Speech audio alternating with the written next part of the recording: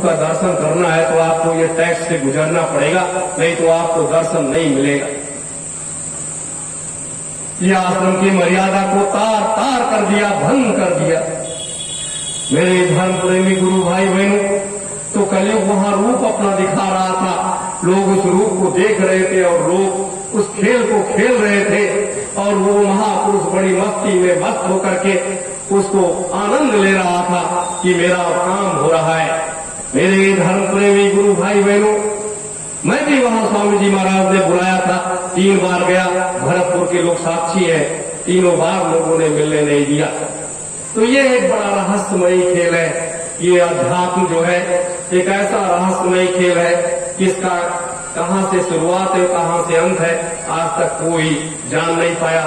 इसीलिए कहा गया है कि किसी भी संत का अगर उसका एक अंश भी जान लोगे, आप एक अंश जान लोगे तो आप पागल हो जाओगे।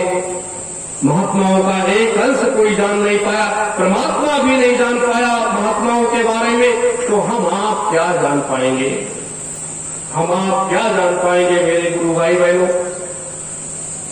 तो ये स्थिति रही वहां की लोगों की, और लोग आज धर्म के उस परिक्षेत्र को लेकर के अपने अपने मार्ग अलग कर लिए, अपने अपने मार्ग पर लोग चल पड़े, और जैसा जिसकी समझ में आ रहा है लोग कर रहे हैं। लेकिन मेरे धर्म प्रेमी गुरु भाई बहनों, इसीलिए सत्य का मार्ग कितना कठिन मार्ग होता है आपने देखा है। हरिश्चंद्र जी को कितनी बड़ी परीक्षा से गुजरना पड़ा। वो सत्य का मार्ग था, अपनी पत्नी को बेच देना पड़ा, अपना राजपाट छोड़ देना पड़ा। सत्य को एक अंश पाप बढ़ा था, उस सत्य को कायम रखने के लिए कितनी बड़ी परीक्षा देनी पड़ी, और उसी सत्य पर राम को, उसी सत्य को कायम रखने के लिए राम, लक्ष्मण और सीता 3 ही व्यक्ति तो जंगल गए थे, चौथा तो कोई नहीं गया था। चौथा तो मार्ग में लोगों ने उन्होंने अपना साथी बनाया। ना अयोध्या की सेना उनके साथ गई थी, और न जनकपुर की सेना उनके साथ गई थी, कोई सेना नहीं गई थी। मेरे धर्म प्रेमी गुरु भाई बहनों, तो ये सत्य की सबसे बड़ी कसौटी थी। 5 पांडवों को उस सत्य की द्वापर में कितनी बड़ी कसौटी से गुजरना पड़ा, कितनी बड़ी परीक्षा देनी पड़ी, कितनी बड़ी परीक्षा देनी पड़ी। वो भी सत्य की कसौटी थी, और उस सत्य की कसौटी पर परीक्षा देते देते कठोर तप साधना करते हुए तब इतने बड़े महाभारत को लड़ करके और असुरी साम्राज्य का सफाया कर पाया। वो कृष्ण का खेल था। वहां भी 2 महापुरुष थे, संदीपन ऋषि और दुर्वासा ऋषि। 2 ऋषियों का वो खेल चल रहा था। और त्रेता में विश्वामित्र और वशिष्ठ का खेल चल रहा था। सतयुग में वशिष्ठ और विश्वामित्र का खेल चल रहा था। मेरे धर्म प्रेमी गुरु भाई बहनों, तो इस लोक में इस समय 2 महापुरुषों का खेल चल रहा है। एक तो परम संत बाबा जयदेव जी महाराज का और संत सम्राट जी का। तो ये एक व्यवस्था है, ये एक रास्ता है, ये एक मार्ग है कि हमें इस मार्ग को किस तरीके से लेकर के चलना है, और कहां जाना है, और कहां क्या करना है। तब जाकर के इतना बड़ा कह देने से परिवर्तन नहीं हो जाता, कह देने से सतयुग नहीं आ जाएगा। सतयुग को धरातल पर उतारना पड़ेगा, उसके लिए बड़े बड़े कष्ट उठाने पड़ते हैं, बड़ी बड़ी साधनाएं करनी पड़ती हैं, तब जाकर के आप उस शक्ति को प्राप्त कर पाओगे, तब आप उसको धरातल पर उतार पाओगे। और उसको तो महात्मा आपको रास्ता बताएंगे, वो तो आपको रास्ता बताएंगे, उनको तो तीर तलवार चलाना है नहीं, वो तो महात्मा दयालु होते हैं, वो तो हमेशा चाहते हैं संसार की रक्षा हो, कोई भी जीव ना मारा जाए। महात्मा तो यही चाहते स्वामी जी महाराज ने, इसीलिए 60 वर्ष तक समझाया। लोग नहीं माने तो क्या कर, उनका काम जाए।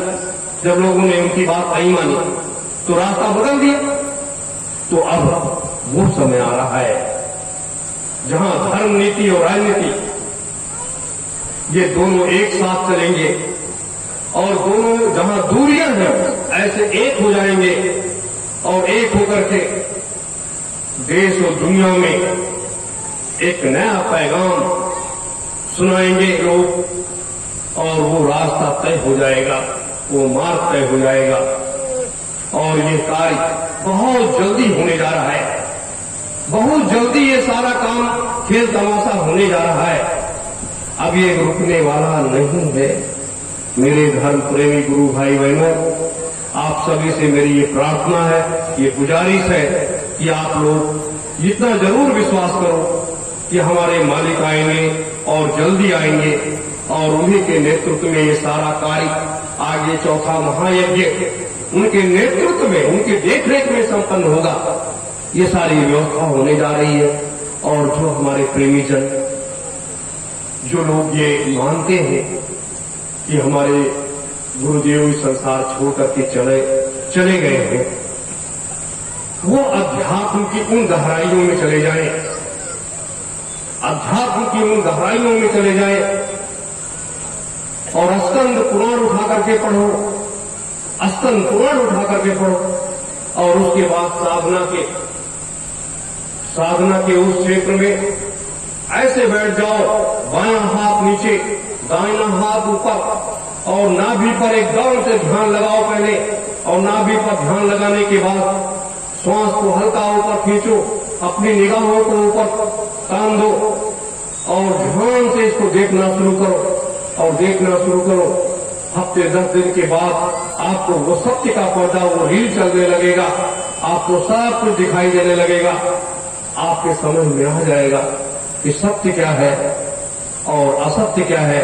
मैं किसी की बुराई नहीं करने आया, मैं किसी को गलत सही नहीं बताने आया, मैं भी पात्र और सुपात्र की बात करने आया कि कौन पात्र है और कौन सुपात्र है, और जो जैसा कर्म करेगा वैसा उसको फल मिलेगा।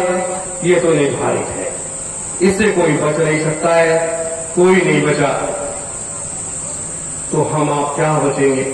तो सब इसीलिए अपने पिता को हमेशा समझो कि नहीं, वो हमारे आपके बीच में है और उनके नेतृत्व में सारा अधूरा कार्य संपन्न होगा, सारी चीजें होंगी। बस इन्हीं शब्दों के साथ आप सभी गुरु भाई बहनों को सादर सत्योम जय गुरुदेव।